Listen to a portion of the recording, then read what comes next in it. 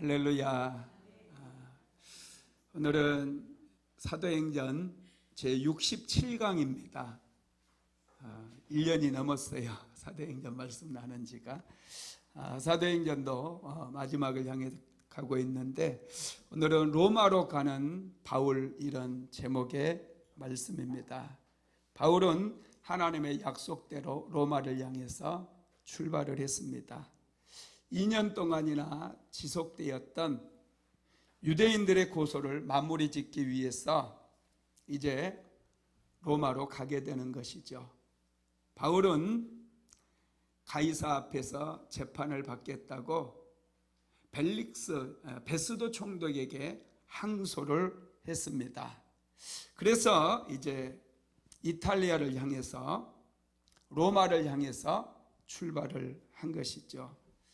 형식적으로 보면은 바울이 상소한 것 때문에 바울이 로마로 가게 된 것처럼 보이지만, 사실은 그 이면에는 하나님의 섭리가 있었다는 거예요. 로마에 복음을 전하게 하기 위해서 하나님께서 바울을 로마로 보내신다는 것을 믿게 되기를 바랍니다. 자, 오늘 본문 한번 읽어봅시다. 사도행전 27장 1절에서 2절 시작. 우리가 배를 타고 이달리아에 가기로 작정되매 바울과 다른 제수 몇 사람을 아구스도의 백부장 율리오란 사람에게 맡기니, 아시아 해변 각초로 가려 하는 아드라무테노 배에 우리가 올라 항해할세. 마게도냐의 데살로니가 사람 아리스다고도 함께 하니라. 아멘.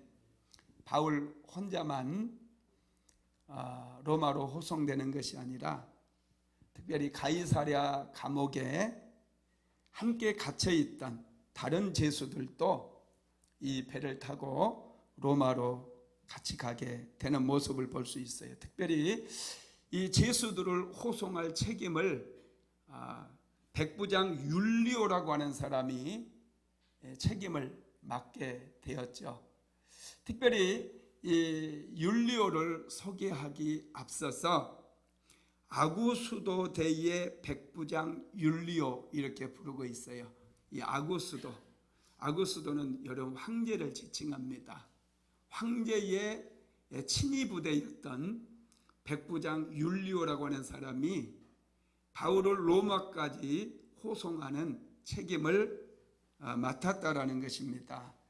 그리고 바울이 지금 이제 로마를 향해 가는 이 배가, 여러분, 죄인들을 호송하는 특별선이 아니잖아요. 보면은 2절에 보면은 아시아 해변 각초로 가려 하는, 아시아에 있는 해변들을 이제 항구 도시를 돌면서 사람도 물건도 날라다 주는 그런 배다는 거예요. 그 배 이름이 뭐라고 그랬어요? 아드라무테노, 이 배입니다. 이 배는 상선이라고도 할 수 있고, 운항선이라고 하면 되겠죠. 그냥 로마까지 쭉 바로 가는 게 아니라 아시아 지역에, 특별히 터키 지역을 얘기합니다. 소아시아 지역, 그 지역에 사람과 또 물건을 실어다 나르는 그런 운항선이었다는 거예요. 그 배를 이제 바울이 타게 되는 것이죠. 어떤 면에서 보면은 바울은 지금 굉장히 초라할 것 같아요. 그냥 죄수들만 싣고 가는 그런 배였다면 좀 괜찮을 텐데, 바울은 지금 제수복도 입고 또 제수들처럼 손에 또 포승줄이 묶여 있는지도 몰라요. 그런데 거기에는 여행자들도 있을 것이고 장사하는 사람들도 있지 않았겠어요? 그 사람들 틈에 지금 제수로 끌려가니 바울이 참 부끄럽기도 하고 좀 수치스럽기도 하고 굉장히 피곤한 그런 일정이었을 것 같습니다. 그런데 바울에게 하나님께서 참 위로가 되는 그런 것을 주시는데, 바울에게 큰 위로가 두 가지가 이제 위로가 되는 일이 생겨요. 그 가운데 하나가 2절 한번 다시 읽어볼까요? 시작.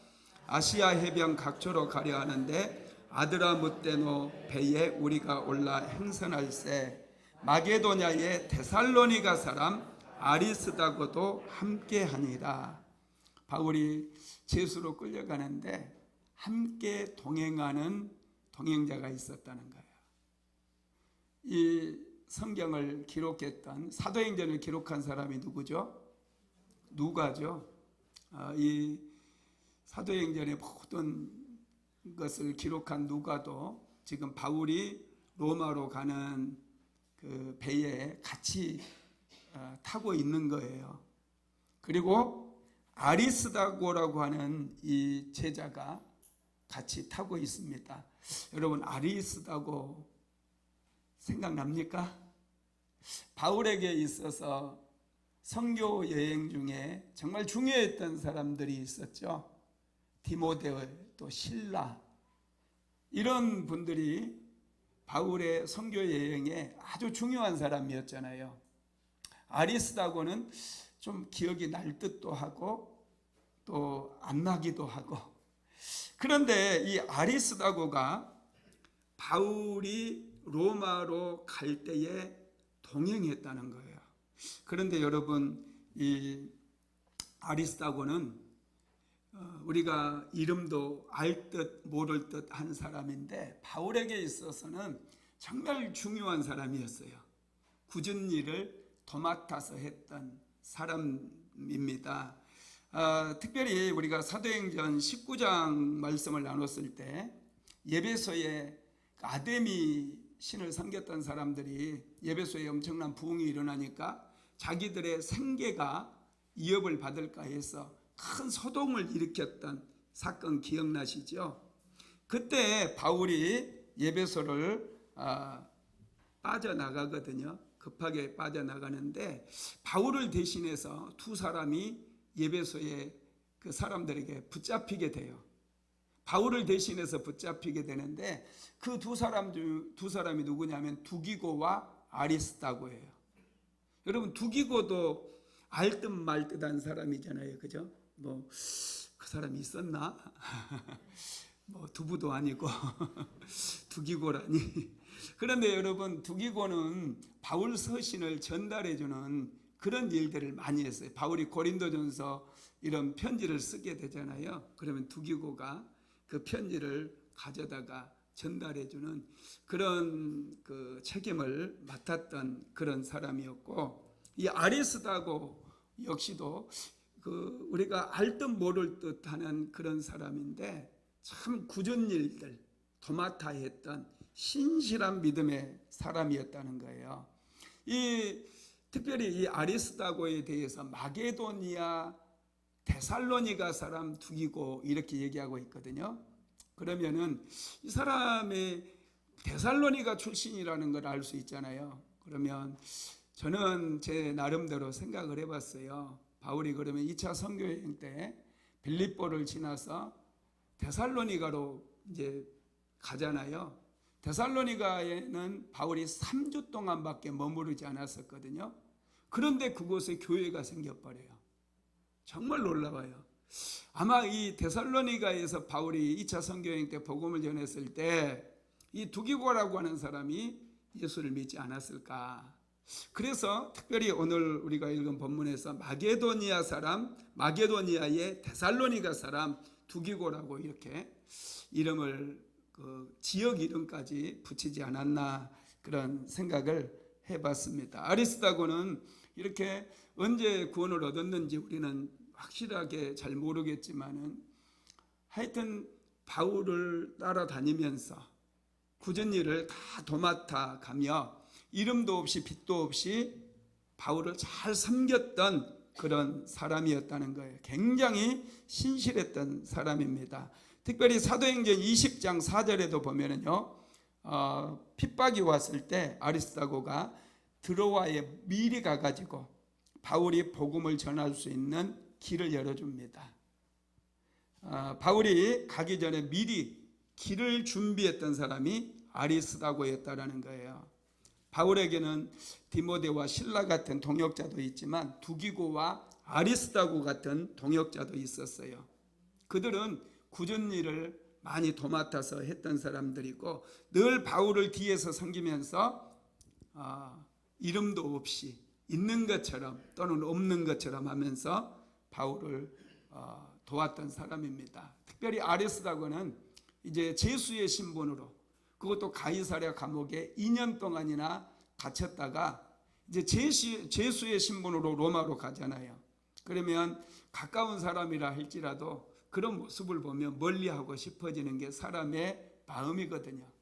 그런데 아리스다고는 바울이 로마로 가는데 같이 동행을 하는 거예요. 제수의 신분으로 가는 바울 곁에 아리스다고가 함께 했다는 거예요. 이것 때문에 바울이 굉장히 위로를 받지 않았을까 저는 생각합니다. 여러분, 늘 여러분과 함께 해줄 수 있는 사람이 있다면 이게 참 얼마나 큰 은혜고 축복인지 몰라요.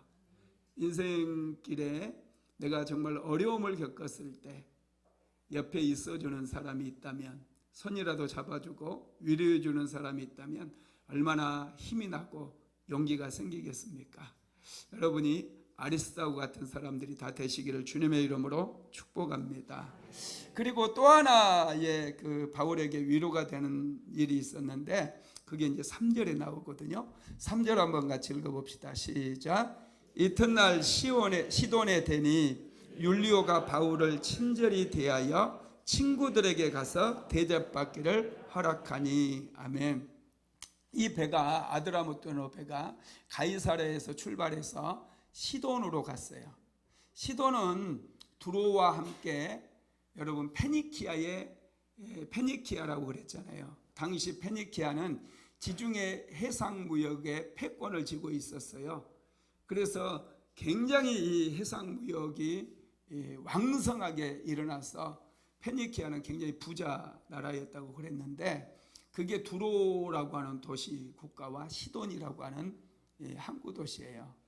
이 배는 상선이었기 때문에 또 사람을 실어다 나르고 짐도 실어다 나르기 때문에 이 시돈을 들린 것 같습니다. 그런데 이 시돈에는 사도 바울이 복음을 전해서 구원을 받았던 그런 그리스도인들이 또 많이 있었습니다. 그래서 율리오, 특별히 이제 그 백부장, 로마의 백부장 율리오가 시돈에 도착했을 때 바울에게 그 친구들, 예수 믿고 바울을 통해서 구원을 받았던 그 사람들과 함께 시간을 보낼 수 있도록 그렇게 허락을 해줬다라는 거예요. 그래서 바울은 며칠인지 모르겠지만은 이 시돈에 있는 그 믿음의 식구들, 특별히 그리스도인들의 집에 머물면서 또 그들에게 복음을 전하고 성도들의 교제에 힘쓰며 함께 하나님을 예배하는 그런 아름다운 시간을 보냈던 것 같습니다. 여러분, 그리스도인들이라고 하는 것은요 바로 이런 거예요. 예수 믿는다는 한 가지 이유 때문에 우리가 잘 모르는 사람이라 할지라도 그들에게 호의를 베풀고 그들을 대접하고 그들과 함께 하나님을 예배할 수가 있는 것이죠. 이제 바울은 또다시 그 아드라무뜨노 배를 타고 이제 시돈을 떠나게 되는데 이 배가요 정상적으로 항해를 하지 못하고 아주 더디게 그 구브로 해안 쪽으로 항해를 하게 되죠. 자, 4절로 5절 한번 읽어볼까요? 시작. 또 거기서 우리가 떠나가다가 맞바람을 피하여 구브로 해안을 의지하고 항해하여 길리기아와 밤빌리아 바다를 건너 루기아의 무라시에 이르러. 아멘. 여기서 한번 지도를 한번 볼까요? 사도 바울이 로마로 가는 여정에 지도가 있습니다. 먼저 제일 밑에 부분에 가이사랴 보이죠? 이 가이사랴에서 좀 이쪽에 보면 시돈이 나와요. 그죠? 시돈에서 지금 여기에서부터 뭔가 좀 불길한 예감이 들어요. 바로 배가 가지를 못해요. 바람 때문에 배가 제대로 가지를 못하고 원래는 아마 이 구브로라고 하는 섬 하나 보이죠? 저기 거북이처럼 생긴 자라 꼬랑지 저 섬을 원래 이렇게 가로질러서 이렇게 바깥으로 돌아서 무라시에 가려고 했던 것 같은데 이 바람이 부니까 육지 가까운 쪽으로 이렇게 구브로가 이제 바람막이가 되어져서 이렇게 가게 되는데 무라시에 도착을 하게 됩니다. 무라. 여러분 저 무라라고 하는 거 보이죠? 저기서 이제 배를 갈아타게 돼요. 이 무라시에서 알렉산드리아호라고 하는 배, 이 알렉산드리아호는 바로 로마까지 가는 배거든요. 바로 로마로 가는 배예요. 아까 우리가 아드라무테노 배는 아시아 지역을 다니면서 사람도 내려주고 물건도 실어다가 갖다주는 그런 무역선이었거든요. 그래서 이제 로마로 가는 배를 갈아타야 되는데 이 무라시라고 하는 저곳에서 배를 알렉산드리아호로 갈아타게 되고 이 알렉산드리아호를 타고 이제 그 무라시에서 출발해 가지고 여러분 섬이 보이죠? 저기 섬 사이를 올 때 저게 몇 달 걸려요. 시간이 많이 걸립니다. 저게 금방 오는 거리인데 바닷바람이 장난이 아니었어요. 그래가지고 지금 크레타 섬을 여기 여러분 중간에 크레타라고 써진 데가 있잖아요. 제가 지금도 크레타 섬이라고 부르는데 그리스에서 가장 또 관광객들도 많이 가는 그런 섬입니다. 그 크레타 섬 보면 미항이라고 하는 데가 있잖아요. 이 미항에 겨우 이렇게 몇 달 만에 도착하게 돼요. 바울의 배가 이 라세아라고 또 성경에 나오고 라세아 시라고도 나오고 이 미항이라고 하는 곳에 도착을 합니다. 이곳에서 바울이 이번 항해가 내가 또 경험적으로 볼 때 또 내가 또 기도하고 해보니 아무래도 뭔가 큰 일이 날 것 같다. 그러니 이 미항에서 우리가 겨울을 나고 이제 봄이 되었을 때 로마로 가자. 그렇게 요청을 하거든요. 그런데 삼주나 또 그 선장은 무슨 소리냐. 차라리 이 베닉스라고 하는 곳에 가서 우리가 베닉스는 저쪽 그 소아시아 지역에 있던지 그런 것 같아요. 소아시아 저쪽 그 그리스 지금 그리스 크레타 위쪽에 많은 지역이 있잖아요. 저 지역에 가서 우리가 쉬었다가 겨울을 보내고 나서 로마로 가겠다 이렇게 얘기를 하는 거예요. 그러다 보니 이제 이 호송의 책임자가 율리오라고 하는 백부장이었잖아요. 율리오가 생각을 해보니까 바울은 뭐 전문가는 아니잖아요. 바다의 전문가는 아니고 이 선장과 선조들이 그렇게 얘기하니 그분들이 전문가니까 그러면 우리가 빨리 베닉스까지 가자 하고 이 미항에서 그들이 이제 출발을 하는 거예요. 베닉스를 향해서.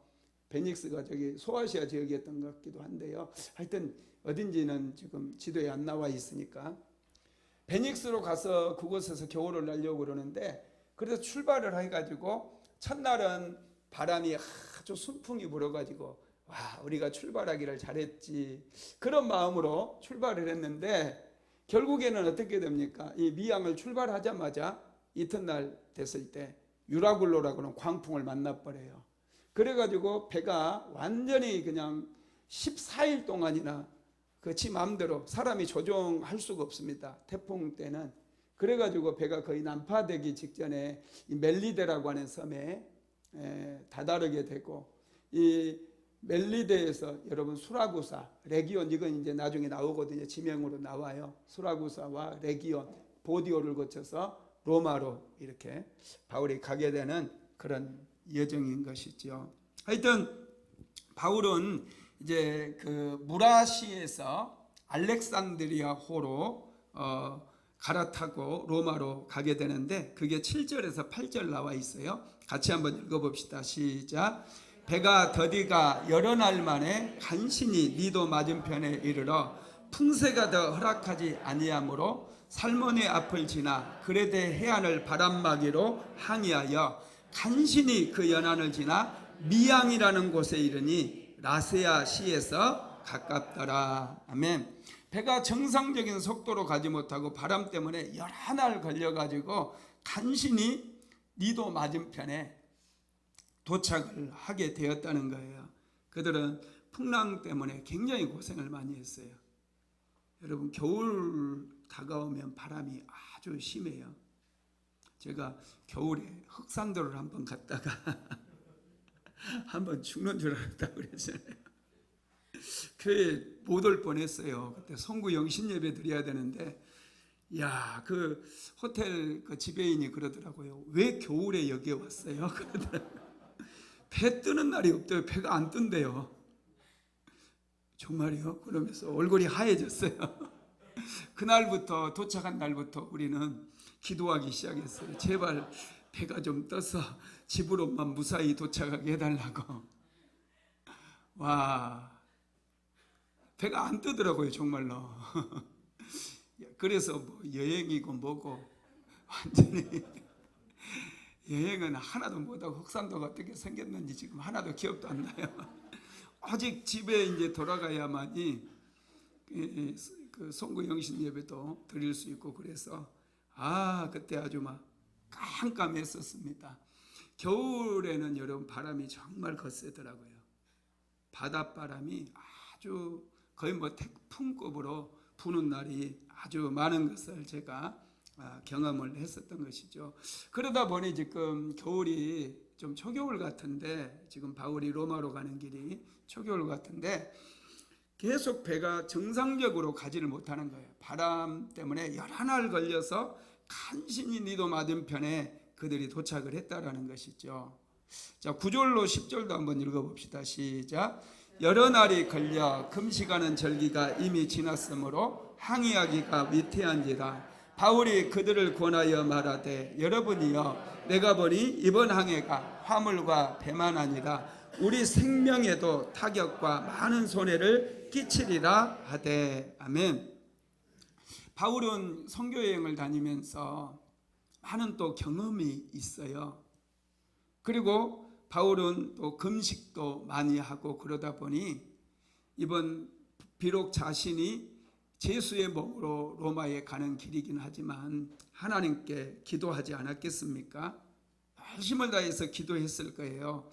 그래서 사람들에게 내가 보니 이번 항해가 화물과 배만이 아니라 우리 생명에도 타격과 많은 손해를 끼치리라, 이렇게 얘기한 거예요. 이걸 보면 바울이 어떤 뭐 자기의 감으로 얘기한 것 같지는 않아요. 뭐 나는 딱 보면 알거든요, 뭐 이렇게 얘기하는 분들이 있는데, 뭐 우리가 뭘 압니까? 절대 그런 말은 해서는 안 돼요. 사람이라든지 또 어떤 미래에 대한 전망, 뭐 척하면 알죠, 뭐 이렇게 얘기하는 분들은 수준이 낮은 분들이에요. 우리가 어떻게 합니까? 좀 신중해야지요. 사람을 우리가 그 사람의 형편을 표면적으로는 알 수 있을지 모르지만은 깊이는 전혀 모르는 거예요. 그래서 수준이 낮은 사람일수록 목사님 저는 착 보면 알거든요, 이래요. 알긴 뭘 합니까? 그런데 바울은 그런 것들을 생각하면서 하나님께 깊이 기도했던 것 같아요. 그래서 아주 구체적으로 얘기하잖아요. 이번 항해가 화물과 배만이 아니라 우리의 생명에도 타격과 많은 손해를 끼치리라. 자신은 어떤 느낌으로만 얘기한 게 아니에요. 어떤 하나님께서 주시는 이 영감이라고 해야 될까요? 이런 것들을 얘기하는 거예요. 그러면서 바울이 여기서 좀 더 라세아에서 좀 더 머물다가 가자고 그렇게 얘기를 합니다. 그런데 백부장 율리오는 바울의 말을 듣지 않아요. 한번 읽어봅시다. 11절입니다. 시작. 백부장이 선장과 선주의 말을 바울의 말보다 더 믿더라. 백부장 율리오는 선장과 선주의 말을 더 믿었대요. 왜요? 그들이 전문가이기 때문에.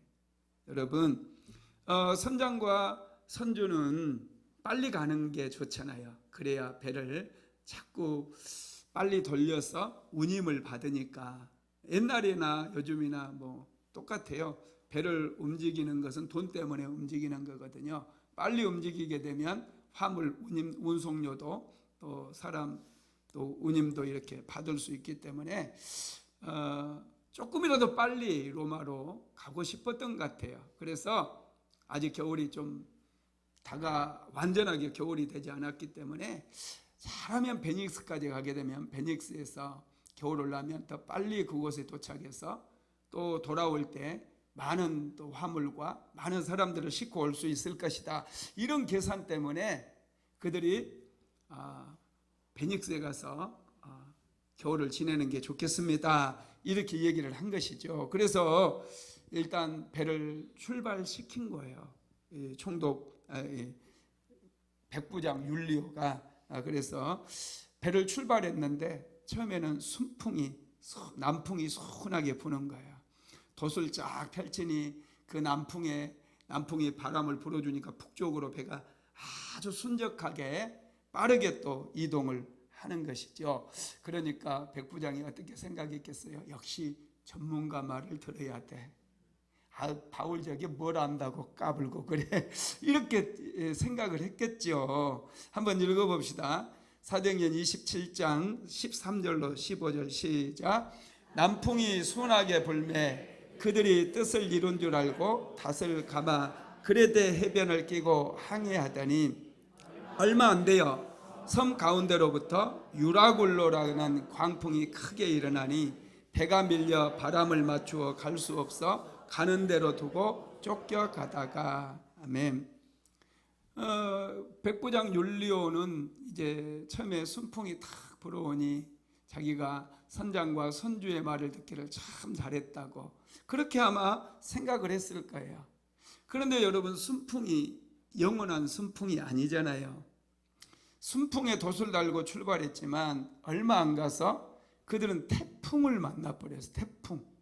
폭풍을 만난 거죠. 유라굴로라고 하는 광풍. 이 바람이 광풍이라고 표현했어요. 미칠 광자. 막 바람이 미친 듯이 부는 거예요. 미친 듯이. 그러니 여러분 얼마나 이제 힘들겠습니까? 배가 바람에 밀리기 시작하고 사공들도 배를 조종하는 것을 다 포기해버려요. 배를 통제할 수가 없어요. 추풍낙엽처럼 흔들리는 거예요. 여러분, 이 말씀을 들을 때 우리의 인생이 생각나지 않습니까? 우리의 삶도 똑같아요. 순풍만 영원하지 않는다는 거예요. 우리가 인생을 살다 보면 광풍을 만날 때도 있어요. 참 이게 이런 것 때문에 우리가 인생이 어려워지잖아요. 하나님 없으면 안 돼요. 바울은 하나님이 계시니까 이곳에 머물렀다 가자.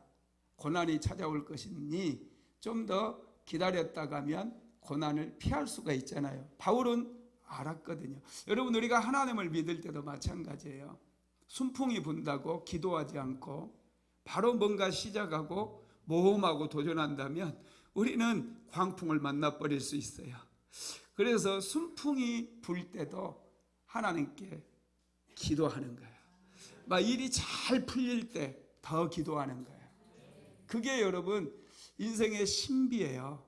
그래서 제가 우리 교회 성도들에게 늘 드리는 말씀이 매일 기도합시다. 매일 좋은 날에도 기도하고 고난의 때에도 기도하고 매일 기도하다 보면 정말 놀라운 일이 일어나잖아요. 정말 하나님께서 위기는 잘 피하게 만들어 주시고 또 좋은 일들 또 일어날 때 하늘의 문이 열려지게 만드는 그런 놀라운 역사들이 일어나지 않습니까? 그렇습니다. 순풍이 분다고 안심해서는 안 돼요. 누가 병들고 싶은 사람이 어디 있겠어요? 그런데 어느 날 갑자기 우리는 질병으로 쓰러질 수 있어요. 실패하고 싶은 사람이 어디 있어요? 아무도 없잖아요. 그런데 실패할 수도 있다라는 거예요. 여러분, 망하고 싶은 사람이 어디 있겠어요? 그런데 그런 일들이 찾아올 수 있어요. 그래서 우리는 늘 깨어서 기도하는 거예요. 하나님의 뜻을 구하는 거다는 것이죠. 유라굴라 광풍을 만난 배처럼 우리는 막 끌려다닐 수 있어요. 환경에 지배를 받아버리고 환경에 끌려다니는 그런 인생을 살아갈 수도 있다는 거예요. 그러나 바울처럼 기도하는 사람들은 환경을 이겨나가는 거예요. 환경에 끌려다니지 않고 환경을 오히려 나에게 유리한 환경으로 바꾸면서 인생을 살아갈 수도 있다는 것을 믿으시기 바랍니다. 그러면 여러분, 배에 탄 사람들이 왜 유라굴라 광풍을 만나게 되었을까요? 첫 번째로 하나님의 사람의 충고를 듣지 않았기 때문에 그래요. 이 사람들은 바울의 충고를 듣지 않았어요. 세상 사람들은요, 신기하게 하나님의 사람들이 얘기하면 비웃습니다. 충고를 듣지 않아요. 우습게 생각해요. 바울이 지금 전하는 얘기를 그들은 한 사람도 주의 깊게 듣지 않았어요. 순풍을 만나니 얼마나 좋았겠으며 바울이 했던 말을 막 비웃었겠어요. 우리는 하나님의 사람들의 말에 귀를 기울여야 됩니다. 노아 시대 사람들은 노아가 하나님께서 홍수로 이 세상을 심판한다고 했을 때 전혀 믿지 않았어요. 그들은 술 취하고 장가가는 일에 바빴습니다. 그 결과 하나님의 심판이 임했을 때 노아의 가족 외에 단 한 사람도 구원의 방주에 올라탄 사람은 없었다라는 거예요. 여러분, 우리는 하나님의 사람들의 말에 귀를 기울여야 될 줄로 믿습니다. 여러분, 믿음의 사람을 보는 눈이 또 필요해요. 우리 신앙생활 할 때 신실한 믿음의 사람들을 구별할 수 있어야 돼. 그래야 그분들이 전해주는 하나님의 말씀을 신뢰할 수가 있거든요. 믿음의 사람은 믿음의 사람을 알아보거든요. 하나님께서는 하나님의 사람을 알아볼 수 있도록 우리에게 눈을 열어주실 줄로 믿습니다. 두 번째, 그들은 순풍에 속았습니다. 그들이 그레타 섬으로 방향을 돌리는 순간 남풍이 순하게 불어와서 그들은 안심했습니다. 그들은 한치 앞을 내다볼 수는 없었어요. 여러분, 모든 일이 더 잘 될 때,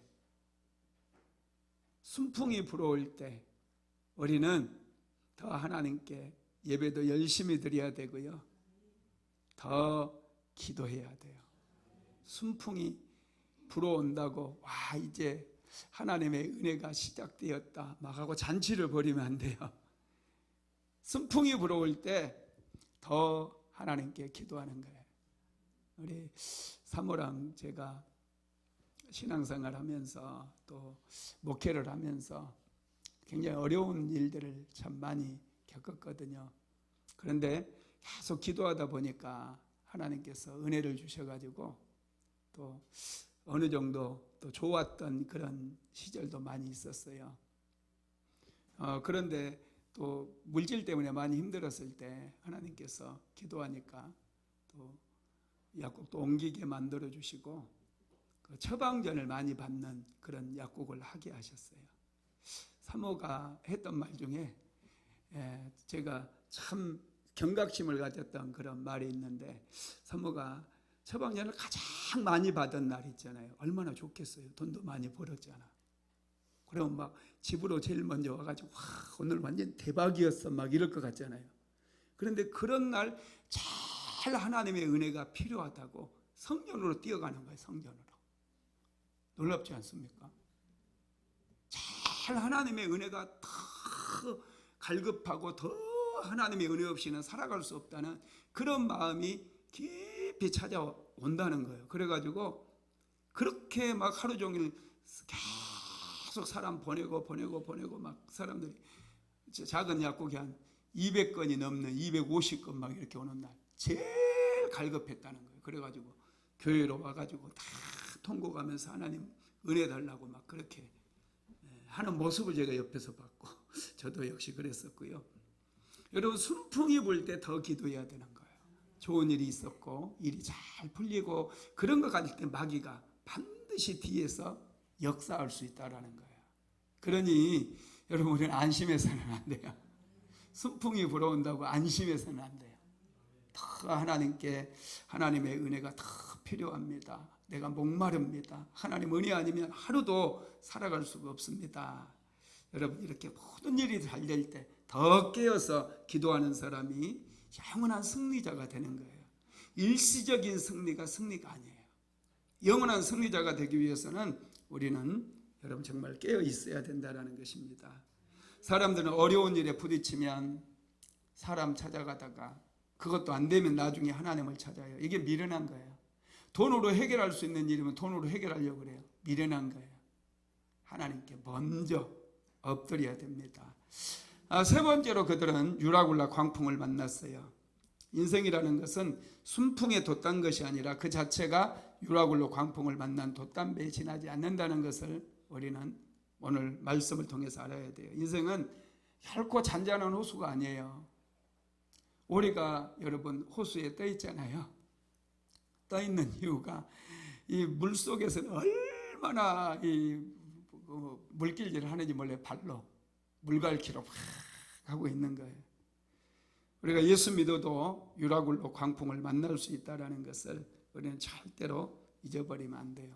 하나님께서는 여러분 우리 삶에 때로는 고난을 주시기도 해요. 죄가 우리의 삶에 고난을 가져다 줍니다. 죄는 우리의 삶에 말할 수 없는 견고한 진도 만들고 속박도 만들고 고난을 가져다 줘요. 그런데 하나님께서는 믿음의 사람들에게 때로는 고난을 주실 때가 있어요. 다윗도 여러분 광야를 도망쳐 다니잖아요. 요셉도 노예로 팔려갔잖아요. 모세도 살인자가 되어 미디안 광야에서 고난을 겪잖아요. 이렇게 고난을 겪게 하시는 이유는 하나님께서 주시는 고난은요, 여러분 시련이에요. 하나님께 주시는 고난은 우리를 단련시키기 위한 목적이라는 거예요. 그래서 하나님께서 주시는 고난은 세 가지 유형이 있는데, 첫 번째가 죄를 지었을 때고요, 두 번째가 우리를 훈련시키기 위할 때예요. 하나님은 우리가 하나님을 의지하는 법을 배우기를 원해요. 우리가 예수를 믿어도 세상 사람들처럼 똑같이 살아가면 안 되잖아요. 그런데 우리의 본성은 세상 사람들과 별반 다를 게 없거든요. 그러다 보니 하나님께서 이스라엘 백성들을 40년 광야 생활하게끔 인도한 것처럼 우리도 광야로 밀어 넣을 때가 있어요. 왜 광야로 밀어 넣느냐 하면 하나님 의지하는 법을 배우게 하기 위해서, 기도하는 법을 가르치기 위해서예요. 그래서 미리서 여러분 고난당하기 전에 미리서 기도하시다 보면 여러분 그런 고난이 빨리 끝나버려요. 괜히 고난 받을 때 기도도 안 하고 버티다가 여러분 계속해서 고난의 연속이 죽을 때까지 고난을 당할 수 있어요. 그러니 하나님 앞에 엎드려서 기도하시기를 바랍니다. 세 번째 고난은 대속의 고난인데요, 예수님께서 우리를 대속하셔서 고난을 당하셨잖아요. 여러분 예수님의 고난은 우리를 대신해서 당하신 고난이에요. 그래서 예수를 믿음으로 우리는 하나님의 자녀가 되는 그런 축복을 받았고요, 또 예수님의 대속적인 그 사랑으로 인해서 우리는 구원을 얻게 되었어요. 그래서 우리가 고난이 찾아올 때 우리는 어떻게 해야 되느냐, 우리가 하나님 의지하는 법을 배우고요, 빨리 그리스도인으로 변화되어지고 그리스도인으로 성장해야 돼요. 우리가 영적으로 성장하고 성숙하게 되어야 된다는 것이죠. 유라굴로 광풍을 만났던 여러분 사람들은 어떻게 됐어요? 유라굴로 광풍에 배가 추풍낙엽처럼 마치 바람이 부는 대로 떠내려가기 시작해요. 사공들도 배를 어떻게 운전할 수가 없어요. 제어할 수가 없어요. 바람 부는 대로 그들은 떠내려가고 아주 침몰 직전까지 가게 되는 거예요. 그때 그들은 어떻게 하는지 한번 볼까요? 자, 사도행전 27장 18절로 19절 같이 읽어봅시다. 시작. 우리가 풍랑으로 심히 애쓰다가 이튿날 사공들이 짐을 바다에 풀어버리고 사흘째 되는 날에 배의 기구를 그들의 손으로 내버리니라. 아멘. 풍랑으로 심히 애를 썼대요.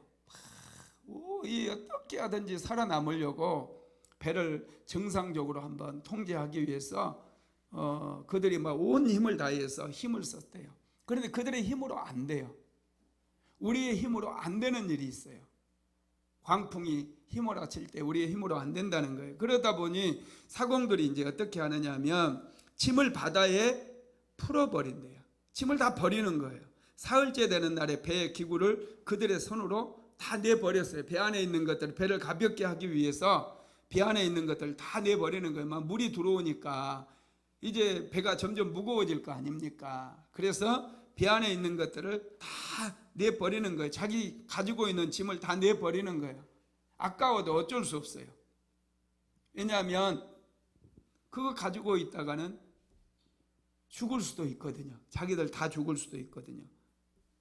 여러분, 짐만 버리는 게 아니라 배에 필요한 기구까지 다 버렸다고 그랬어요.